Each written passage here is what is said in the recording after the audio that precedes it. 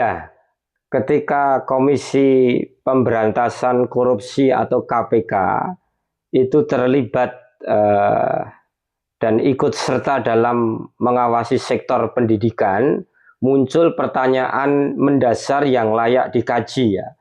Apakah fungsi pendidikan selama ini telah berjalan sebagaimana mestinya dan persoalan yang sesungguhnya terjadi itu bukan terletak pada alasan KPK masuk ke lingkungan sekolah atau lingkungan pendidikan, melainkan mengapa lembaga pendidikan sampai memerlukan pengawasan dari institusi anti korupsi tersebut.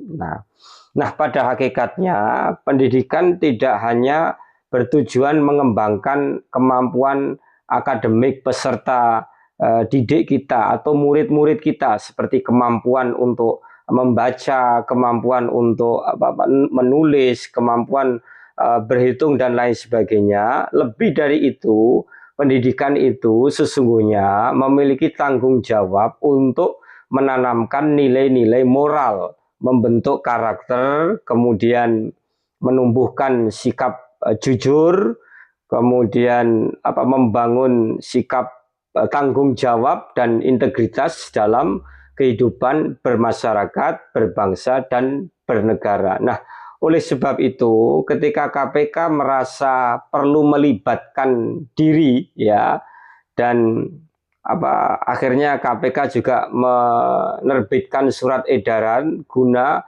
memastikan proses penerimaan peserta didik baru berlangsung secara secara jujur, secara transparan, secara bebas dari praktik gratifikasi, dan kondisi tersebut seharusnya menjadi bahan refleksi bersama. Situasi ini mengindikasikan bahwa persoalan yang terjadi mungkin tidak hanya berkaitan dengan perilaku individu tertentu, melainkan dapat mencerminkan adanya kelemahan yang mendasar dalam sistem pendidikan itu sendiri, dan ini perlu kita muhasabah bersama. Nah, selama ini ya berbagai aspek pendidikan telah dirancang untuk membangun karakter peserta didik kita. Ya, kurikulum memuat pendidikan keagamaan, kemudian pendidikan kewarganegaraan, pendidikan karakter, serta berbagai macam program yang menekankan tentang pentingnya akhlak mulia, seperti profil ya pelajar Pancasila dan budaya integritas.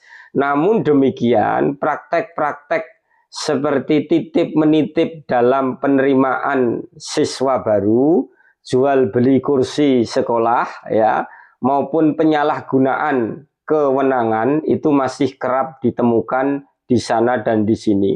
Nah, inilah letak paradoks yang perlu mendapatkan perhatian serius oleh segenap anak bangsa. Lembaga yang memiliki mandat utama untuk memberantas korupsi kini juga harus mengawasi proses ya yang menjadi bagian dari dunia pendidikan.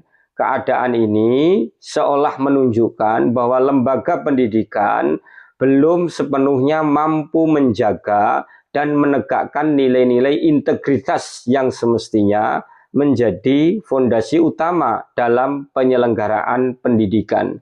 Jadi telaah yang lebih jauh yang ingin saya hadirkan adalah bahwa keterlibatan KPK dalam proses pengawasan dalam persoalan di sekolah tersebut itu dapat dipandang sebagai upaya menangani gejala dari masalah yang lebih besar, yaitu lemahnya pendidikan moral dalam kehidupan berbangsa dan bernegara.